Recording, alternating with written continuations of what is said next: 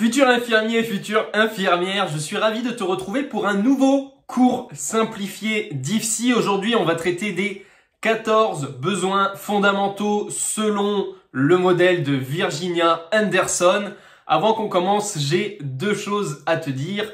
La première, c'est que si tu aimes ce format qui, moi, me prend énormément de temps de préparation pour vulgariser et simplifier les cours d'IFSI et certains concepts assez complexes, je t'invite à liker la vidéo à la fin si elle t'a plu, à la commenter pour me dire ce que tu en as pensé et surtout à la partager à tes collègues de promo. Et la deuxième chose, avant que vous me le demandiez, ce cours ainsi que différents documents comme un guide pour savoir quelles questions poser aux patients ainsi que une grille d'évaluation très complète que nous avons faite avec le diagramme d'analyse selon les 14 besoins de Virginia Anderson. Ces documents et ce cours, vous pouvez les récupérer sur notre plateforme privée, que ce soit à travers le pack fiche de révision, 350 fiches numériques ou la formation réussie de première année. Pour ça, si vous êtes intéressé, vous trouvez tous les liens directement en description. Et tout de suite, on débute ce cours. C'est parti.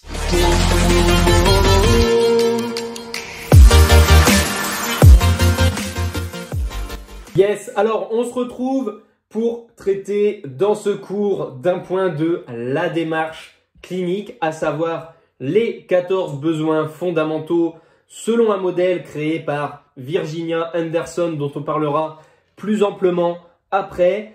Et l'objectif, c'est vraiment de découvrir, mais aussi de comprendre les différents états de chacun des besoins et bien de refaire un point sur quel est l'intérêt concret au sein des soins infirmiers et plus particulièrement pour le moment dans tes études en soins infirmiers, comment les utiliser. Et voilà, on débute, c'est parti.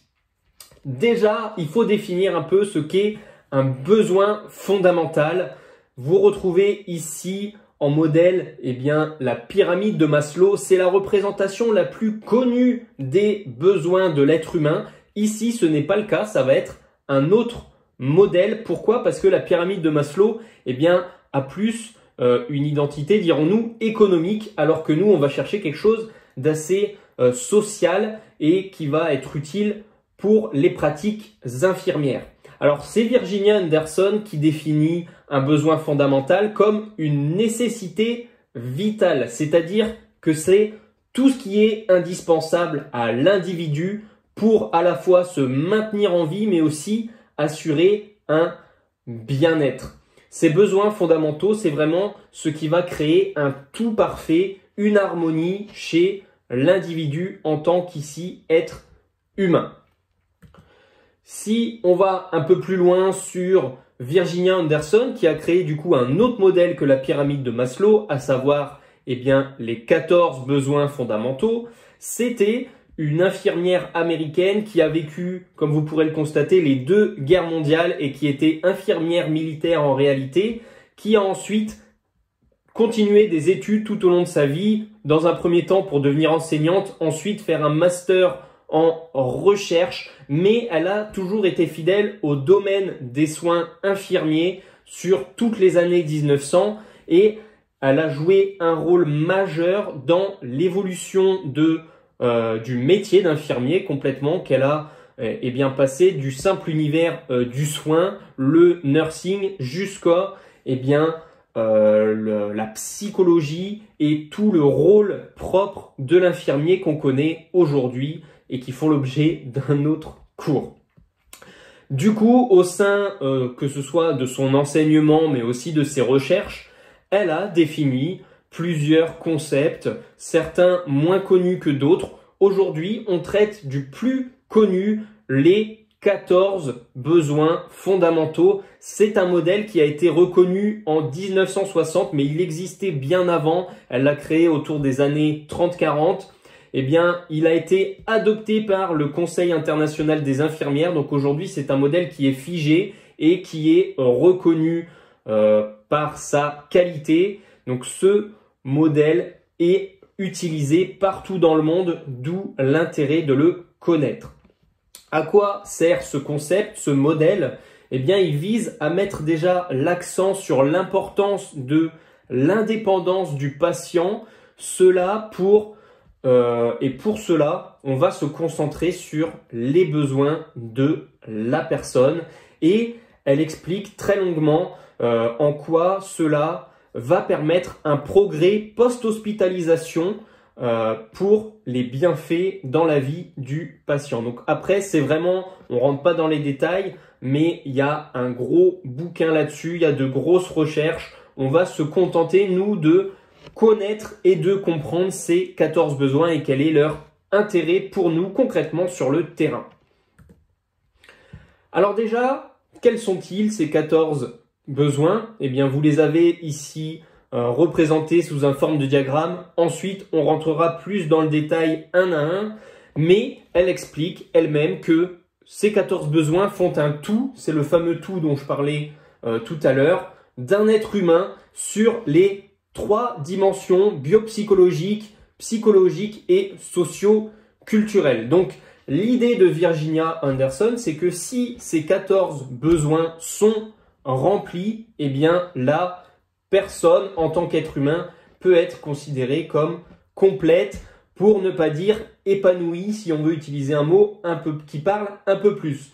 Donc, je vous les fais rapidement, mais on va les voir un à un. Le premier, c'est respirer, boire et manger, éliminer, se mouvoir, dormir, se vêtir, maintenir la température du corps, éviter les dangers, être propre, communiquer, pratiquer sa religion et agir selon ses croyances, s'occuper et se réaliser, se recréer et pour finir, apprendre. On va rentrer, je te propose, dans le détail de chacune pour voir déjà qu'est-ce que ça veut dire puisqu'un mot peut avoir plusieurs significations et surtout comment nous, on va utiliser chacun des besoins pour les évaluer.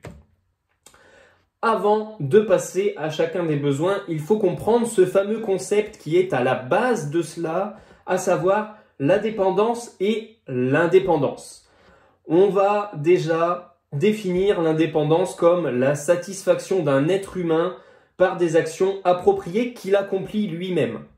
La dépendance, à l'inverse, eh bien, c'est le fait qu'il ne puisse plus satisfaire son besoin lui-même et qu'il ait besoin généralement d'être aidé, soit parce qu'il est en incapacité de le faire ou alors en manque. On définit cela pour comprendre, eh bien, que pour que l'être humain soit, entre guillemets, complet, satisfait, on peut utiliser plein de mots pour le définir, c'est pas abstrait, mais il n'y a pas de mots prédéfinis. Son indépendance doit être au maximum, c'est-à-dire que les 14 besoins doivent être remplis. L'objectif de ça va être, lorsqu'on va évaluer les 14 besoins, eh bien, de mettre le doigt sur le potentiel indépendance qu'il peut y avoir, qu'elle soit plus ou moins élevée, et en définir des axes d'amélioration, soit dans l'état du patient dans le temps, ou alors pour définir des soins appropriés. Passons aux 14 besoins. Le premier, ça va être respirer, qui est défini comme la capacité d'une personne à maintenir son niveau d'échange gazeux suffisant et d'avoir une bonne oxygénation. Alors, pour chacun des besoins, on va avoir 4 niveaux définis avec des points. L'objectif va être d'évaluer chacun des 14 besoins, comme je vous les ai mis ici dans le tableau. Donc, pour ce faire, sur le terrain, je vous fournis à nos élèves une grille d'évaluation, comme vous le voyez, où vous allez pouvoir cocher pour chacun des besoins et ensuite, eh bien, facilement faire l'analyse, la conclusion. L'objectif étant de faire une addition des différents scores pour avoir un score total à la fin. On retrouve à chaque fois 4 niveaux de satisfaction du besoin. Le premier, le besoin est totalement satisfait. En deuxième, on considère qu'il est légèrement altéré. En 3, il est très altéré. Et en 4, il est gravement altéré, voire inexistant pour certains besoins. On va passer maintenant sur le deuxième besoin, boire et manger, qui est la capacité d'une personne à pouvoir boire et manger. Jusque-là, ça paraît normal.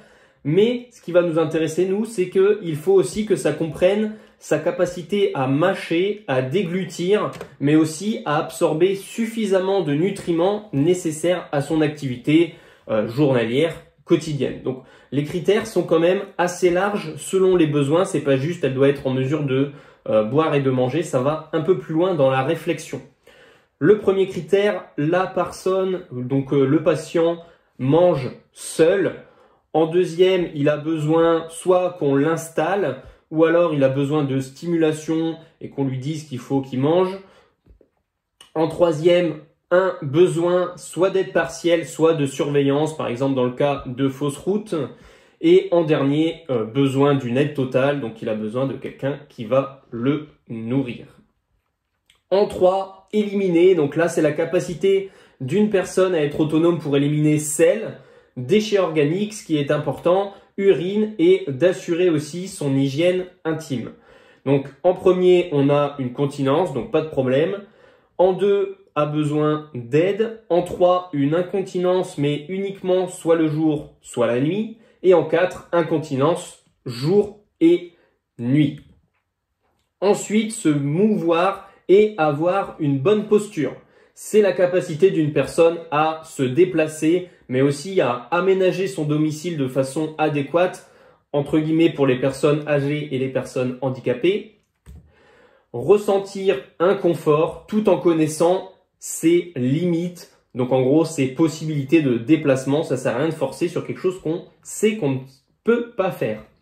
Donc en premier lieu, le patient se déplace seul. Il se déplace avec une aide en 2 comme une canne, un déambulateur, une chaise roulante. En 3, il se déplace avec l'aide de 2 personnes. Et en 4, un patient complètement alité ou grabataire. En 5, dormir et se reposer. La capacité d'une personne à dormir, se sentir reposé, gérer sa fatigue et son potentiel d'énergie. En 1, il dort naturellement. En 2, il dort avec notamment des somnifères par exemple. En 3, les réveils sont fréquents au cours d'un même sommeil. Et en 4, des insomnies fréquentes, donc qui se répètent assez régulièrement dans le temps. Se vêtir et se dévêtir, c'est la capacité d'une personne à pouvoir s'habiller et se déshabiller, mais aussi à s'acheter des vêtements. Donc, en premier, la personne fait tout seule. En 2, elle a besoin uniquement d'une surveillance. En 3, d'une aide partielle. Et en 4, d'une aide totale. Elle ne peut plus faire l'un de ces trois-là seule. Ensuite, on retrouve le maintien de sa température. Donc, c'est la capacité à s'adapter selon son environnement pour, à la fois s'habiller, mais aussi s'équiper. On va, en premier lieu, avoir une personne qui s'adapte très bien. En 2, une personne qui demande. En 3, elle est incapable de s'adapter à la température. Et en 4, une personne qui garde toujours les mêmes types de vêtements, quelle que soit la température extérieure, par exemple. Être propre et protégé, c'est tégument, donc la peau, la capacité d'une personne à se laver, à maintenir son hygiène, à prendre soin d'elle, à se servir des produits d'entretien, notamment pour sa peau, mais aussi la capacité à ressentir un certain bien-être et de se sentir beau. Donc là, on va retrouver en premier lieu se laver seul. En 2, besoin d'être stimulé pour aller se laver, par exemple, pour prendre soin de soi. En 3, le besoin d'une aide partielle, notamment pour se laver généralement. Et en 4, le besoin d'une aide totale. Éviter les dangers, c'est une autre facette, un autre besoin. C'est la capacité d'une personne à maintenir à la fois son intégrité physique et mentale face aux dangers potentiels de son environnement. En premier, la personne est totalement lucide, c'est-à-dire qu'elle a bien connaissance de son environnement et des dangers qui pourraient survenir ou bien qui sont environnants à son environnement. En 2, la personne est confuse et désorientée, mais seulement par passage, de manière périodique. En 3, même chose, mais de manière permanente. Donc là, ça commence à être quand même un certain handicap, elle a besoin de surveillance. Et en 4, soit une personne qui est dans le coma, donc qui n'est totalement pas au fait de l'environnement qui l'entoure, ou alors une personne qui est soit, donc auto ou hétéro, un danger pour soi ou pour les autres. En besoin numéro 10, on va retrouver communiquer, la capacité d'une personne à être comprise mais aussi à comprendre, soit via une attitude, une parole ou même un tout autre code. Et on va avoir aussi la capacité à s'insérer dans un groupe social, à vivre des relations affectives et sa sexualité. Donc en premier, la personne s'exprime sans difficulté. En 2, elle a quelques difficultés. En 3, elle a besoin d'aide pour s'exprimer. Une aide pour s'exprimer, ça peut être une ardoise, un interprète. On peut avoir plusieurs exemples de cas. En 4, elle ne peut ou bien elle ne veut pas s'exprimer. Agir selon ses croyances et ses valeurs. Donc là, c'est pas seulement une histoire de religion, mais c'est aussi une histoire plutôt de spiritualité. C'est la capacité d'une personne à connaître et promouvoir ses propres principes, croyances et valeurs, mais aussi à les impliquer dans le sens qu'elle souhaite donner à sa vie. On a une personne en premier lieu qui est totalement autonome. En deuxième, une personne qui, face à tout ce qui est spirituel, se voit être un peu découragée, coléreux, angoissé. En 3, complètement désintéressée. Et en 4, elle va demander une assistance spirituelle. Donc. En 12, il nous en reste encore plusieurs. S'occuper en vue de se réaliser. Donc là, c'est la capacité d'une personne à avoir des activités soit ludiques, soit créatives, de loisirs notamment, et de les impliquer aussi dans son autoréalisation, alors avec estime de soi, pourquoi pas. On retrouve en premier lieu une totale autonomie. En 2, une personne qui est plutôt anxieuse face à ce point. En 3, une personne très angoissée, opposante et qui ne soumet pas vraiment un réel souhait face au fait de se réaliser tout simplement. Et en 4, c'est une personne qui est totalement désespérée face à ça, face à son futur, face à son autoréalisation et qui parle très souvent négativement de soi-même. En 13, on retrouve le besoin de se recréer et de se divertir.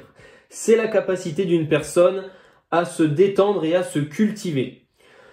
On va retrouver en premier lieu une personne assez autonome. En 2, une personne qui se désintéresse des activités. En 3, une incapacité, là, donc c'est pas vraiment de son fait, à accomplir les activités. Et en 4, un refus d'accomplir les activités. On va passer au 14e et dernier, on y arrive, c'est le besoin d'apprendre. C'est la capacité d'une personne à apprendre d'autrui et d'un événement et d'être en mesure aussi d'évoluer soi-même et de pouvoir transmettre un savoir aux autres. Donc en premier lieu, on a une personne qui se prend totalement en charge. En 2, une personne qui a besoin de stimulation pour réaliser ce besoin. En 3, une apathie. Et en 4, complètement un refus ou une résignation d'apprendre. On va passer maintenant à concrètement comment ça se passe. En premier lieu, c'est comment analyser ces résultats. Donc vous allez faire ici un score total qui va vous donner déjà une bonne idée de où vous en êtes. Maintenant, l'idée, c'est à partir de ces diagrammes de reporter. Ici, je vous ai reporté en couleur pour que ça nous parle un peu plus. Mais on va pouvoir identifier en rouge, en orange, des potentiels problèmes. En jaune, on va pouvoir avoir des axes d'amélioration également. Pour tout ce qui est vert, c'est dans la norme. Ici, on a une personne qui arrive très bien à respirer, boire, manger, éliminer, se mouvoir, dormir et se vêtir, mais qui commence à avoir des difficultés sur les autres points. Donc ça va nous permettre déjà de les identifier dans le cadre de notre fameuse démarche clinique, mais on va pouvoir aussi utiliser cela différemment. Vous voyez qu'ici dans le modèle, il y a une date. Ça veut dire qu'on va pouvoir assez régulièrement, alors ça va être généralement défini par le service, ça va plutôt être utilisé en psycho, dans les différents services qu'il peut y avoir, une évaluation régulière dans le temps, tous les quelques mois, pour voir si l'état du patient s'améliore ou à l'inverse se dégrade. Donc ça peut être aussi une échelle pour suivre un patient au sein de sa rémission. Alors pour cela, concrètement pour toi étudiant infirmier, comment ça va se concrétiser? Pour moi, il y a deux façons pour lesquelles on utilise aujourd'hui encore ces 14 besoins de Virginia Anderson. Les premiers, c'est l'analyse d'un tableau de besoins. Donc ça, c'est ce qu'on retrouve assez souvent dans les partiels, c'est-à-dire qu'on vous donne un tableau qui a été complété avec quelques informations. Bien sûr, on ne vous met pas que les notes.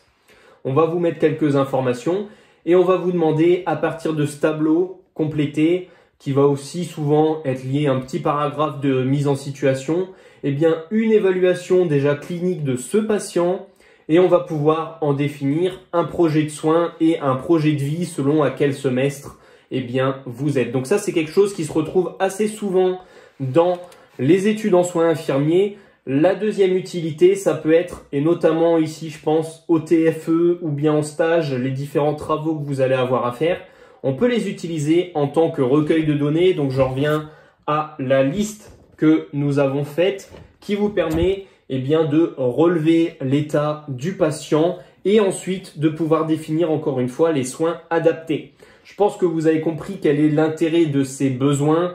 C'est pas de juger le patient, mais c'est plutôt d'aller chercher quels vont être les soins les plus adaptés et puis comment améliorer son état dans le temps. On va aussi pouvoir poser un diagnostic à l'instant T de quelle est la situation de ce patient. Est-ce qu'elle est plus ou moins critique? C'est clair que quelqu'un qui commence à avoir plusieurs critères dans le rouge, ça commence à être assez inquiétant. Ça veut dire que la personne est de plus en plus dépendante et aura besoin d'aide au quotidien. Alors, bien sûr, j'ai passé trop vite la dernière slide. J'espère que ce cours a été assez simple, qu'il n'a pas trop duré. On est sur un cours d'ici une vingtaine de minutes pour expliquer un concept.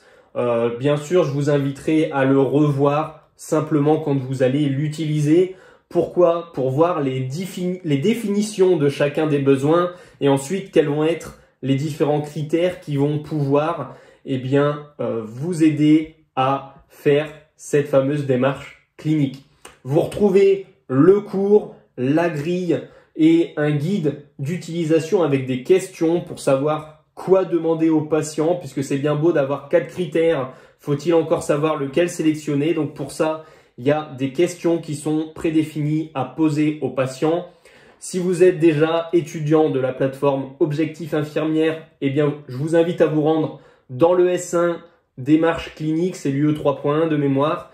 Et si ce n'est pas encore fait, je vous invite sur le lien qui se trouve en haut de cette vidéo ou dans cette description à rejoindre l'un des deux programmes dans lesquels vous retrouvez les fiches du S1 et pour lesquels vous retrouverez tous ces documents, mais aussi les cours précédents sur le modèle trifocal et un certain, voire un énorme paquet de fiches de révision pour vos partiels. C'était Geoffrey, dites-moi en commentaire si ce format vous a plu. On se retrouve très vite pour une prochaine vidéo. Ciao!